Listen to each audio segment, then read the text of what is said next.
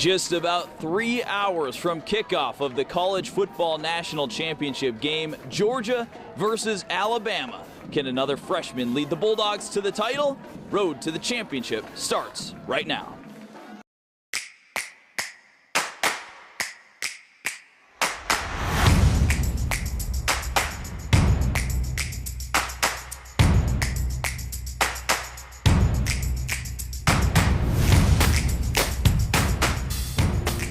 The Georgia Bulldogs looking to put an exclamation mark on what's been an already magical season. I'm WJBF Sports Director Nathan Palm outside of Mercedes-Benz Stadium in downtown of Atlanta, just a few hours from kickoff of the National Championship game. Coming up in the next 30 minutes, we're going to break down the game, the X's and O's, including catching up with former UGA great linebacker Rennie Curran. Also, what it's like to be a Bama fan in Bulldog country. And speaking of Bulldog fans, one of the most rabid Bulldog fans you've ever seen, whose wife has been posting pictures of his reactions from games throughout the season.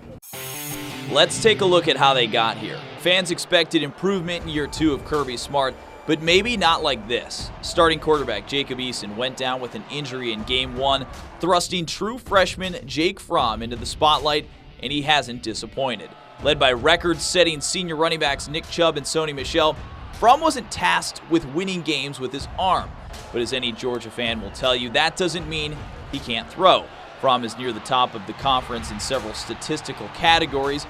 He's been efficient and accurate and has the ability to get the offense into the right play at the line of scrimmage. Seniors Chubb and Michel have combined for nearly 2,500 yards and 31 touchdowns this season. For their careers, they've now accounted more rushing yards than any duo in college football history, passing the legendary Pony Express, Craig James, and Eric Dickerson from SMU. On the other side of the ball, Butkus Award winner Roquan Smith is the leader of the defense.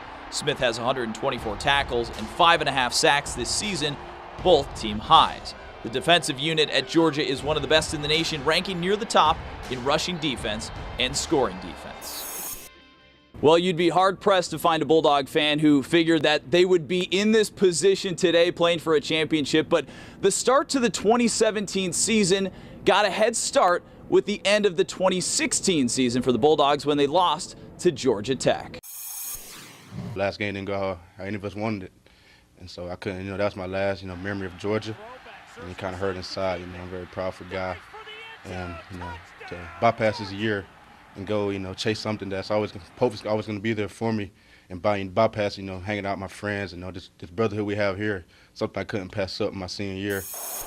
Running back Nick Chubb announcing in December of 2016 that he would be returning for a senior season, and he wasn't alone. Fellow running back Sony Michel, as well as linebackers Davin Bellamy and Lorenzo Carter, saying that they would be returning, and it was a huge reason why the Dogs are in this position tonight.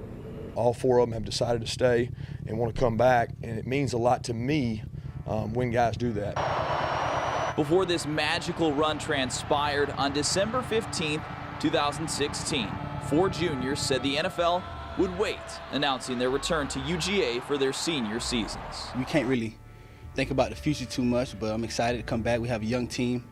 We have a lot of growth to be a part of this team, and I'm very excited. I think I made the best decision for myself and for my family, everyone around me, just come back and build something I think is going to be very great and special in the years to come. We got a young D-line, man, and it'd be so tough, leaving those guys. I want to come back and lead them one more time.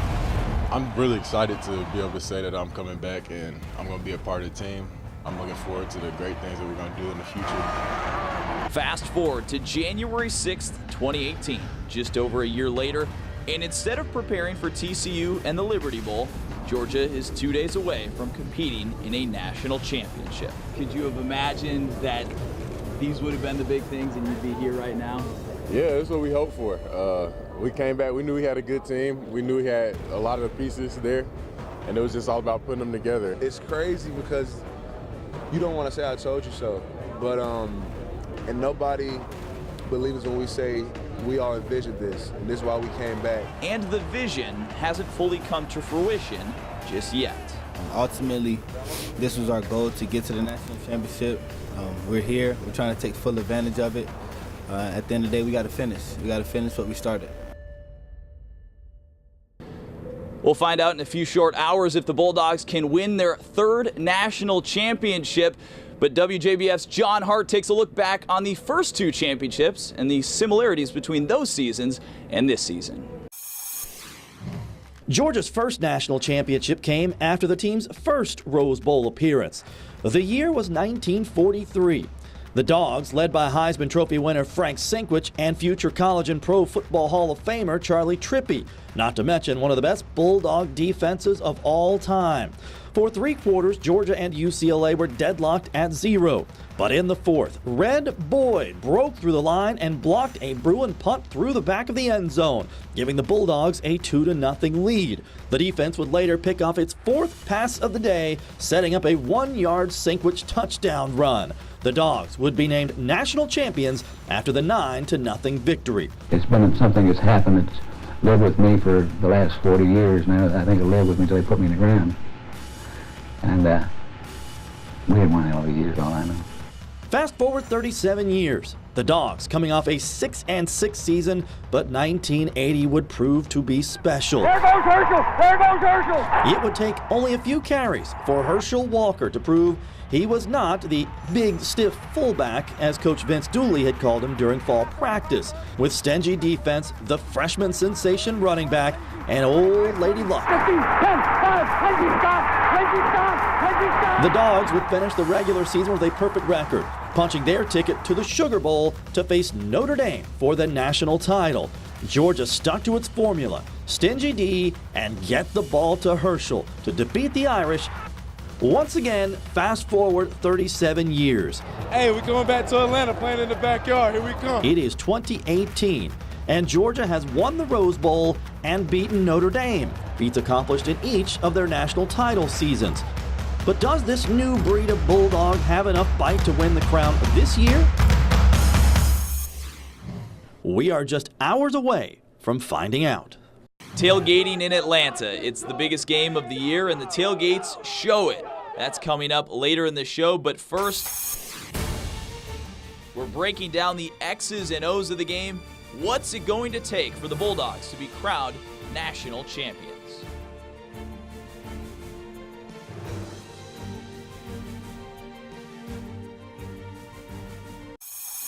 And I think, every team when they get in the playoffs got something to prove. But how you approach these in the last 24 hours and the things you do mentally are really important to your team's success. Welcome back to the Road to the Championship special. I am joined now by former Georgia great linebacker Rennie Curran, a 3-time All-American, had 245 combined tackles his sophomore and junior seasons, and was also a Butkus Award finalist. Thanks for joining me, Rennie. Yes, sir. Thanks for having me, man. What is this ride been like for Georgia Bulldog fans in the community? It's been awesome. I mean, just starting with the transition of Coach Rick leaving, he's a guy who basically represented UGA. Seeing him leave, which was tough for a lot of fans, and then seeing Kirby Smart come in, you really didn't know what to expect at all. There's always that kind of time of uncertainty and time of just, being kind of doubtful when you get a new regime. You don't know if it's going to go well or not, and especially for a guy like me who's a former player, you don't know how it's going to turn out, if you're even going to be welcome back in the building. So to see the way that things have gone and the way the culture has shifted has been just amazing. See how the players have bought in, the seniors who've come back and been able to just contribute at a high level consistently. It's just awesome. Are you surprised that in year 2 they're already playing for a national championship? I was surprised initially with the success, but when I showed up in Athens and I watched the way those guys prepare, the way that they practice, the intensity in which Coach Smart just conducts the team and expects greatness out of them, I'm not surprised at all. What is it that makes this defense, and especially Roquan Smith, since you were a UGA great linebacker, that makes them special? I think 2 things. Number 1 is consistency. Number 2 is execution. Those guys just are just showing up. You talk about a guy like Roquan Smith. I mean, he shows up game after game and just makes plays. His technique is always on point. His sideline ability is always on point. He's always either around the ball or making a play, and reminds me a lot of myself.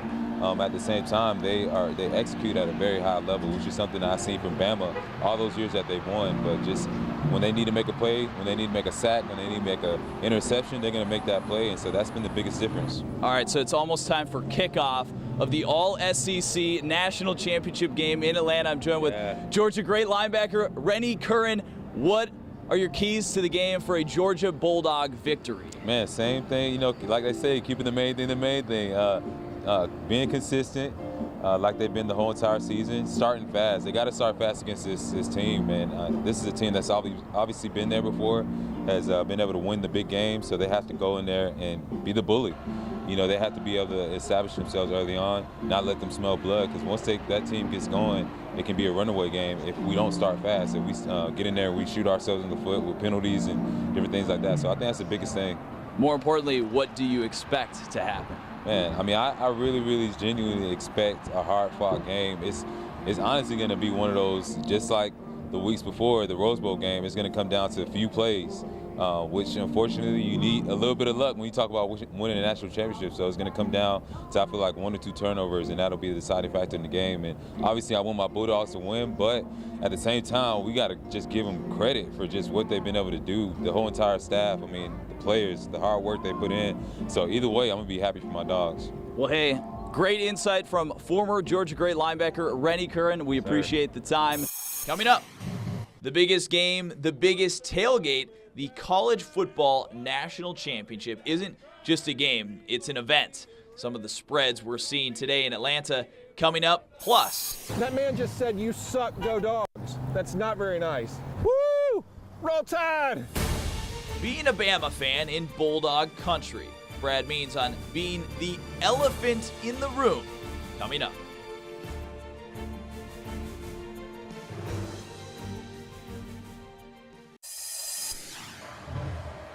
Go, go.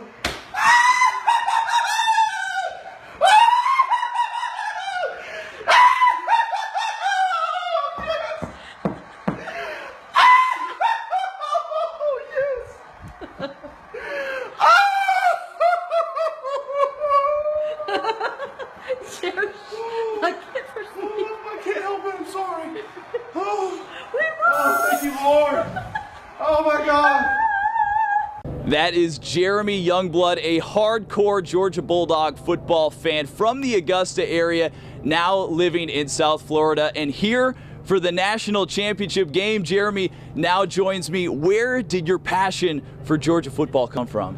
I've been a Georgia fan all my life. You know, I love the Dogs. I love that school. So it's just from living in Augusta, just, you know, being a huge Dog fan. So I think more importantly, everyone wants to know, how did the videos start? Well, my wife for like the last couple of years has been recording me, just secretly recording me, and I guess she thinks that that's not normal, you know. So, and I try to tell her, no, that is. There's other people, but you know, just kind of after she started recording, started putting it on Facebook. And now that the videos have kind of gone viral, what's your family's reaction been to it? You know, I mean, it's getting shared and people are commenting, and you know, it's just getting a good laugh. So, you know, it's funny.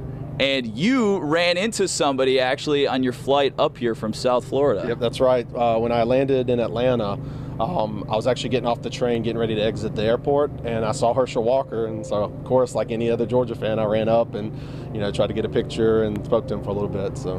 Well, that's a great start to the trip. I'm sure you want a great end to the trip. How do you feel just hours before the national championship game? I mean, I'm nervous. It's Alabama, but I mean, I feel like this is our year. It's our season. You know, we've had a great season, got, you know, some good seniors, great coaching. So I think this is it. And what's the reaction going to be like?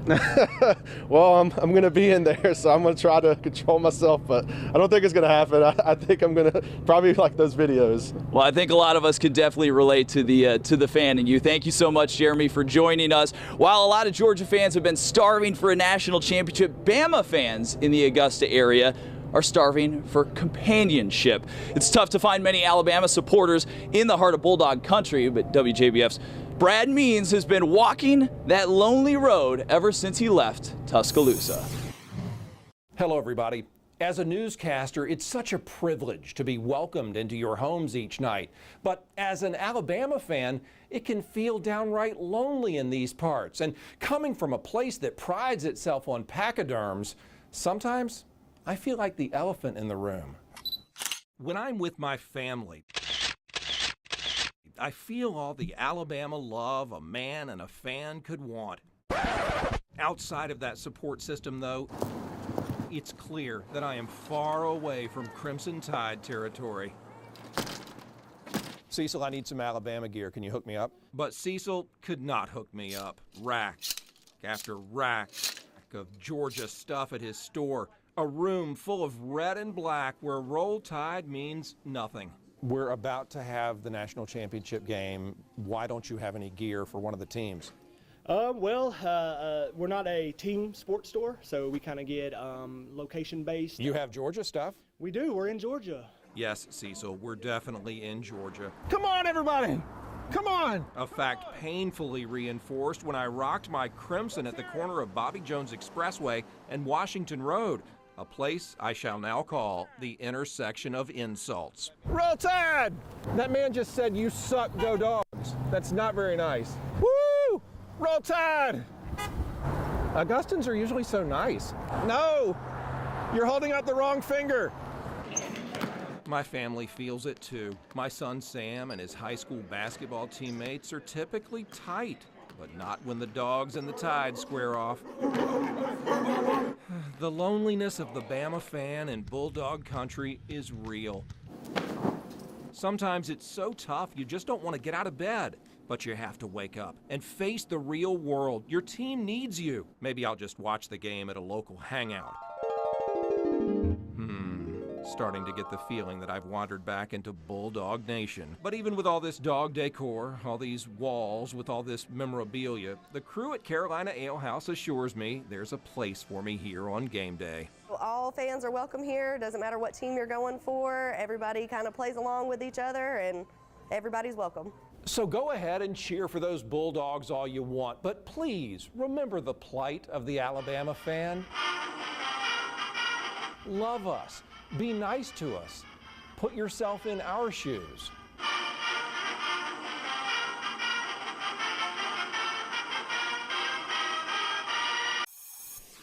Brad Means may have had some trouble finding Alabama wear, but as you would expect, Bulldog gear is flying off the shelves in the CSRA.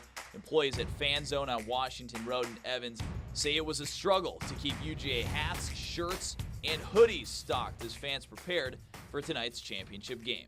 Coming up, picking the winner of the national championship game, Georgia or Alabama, that's next.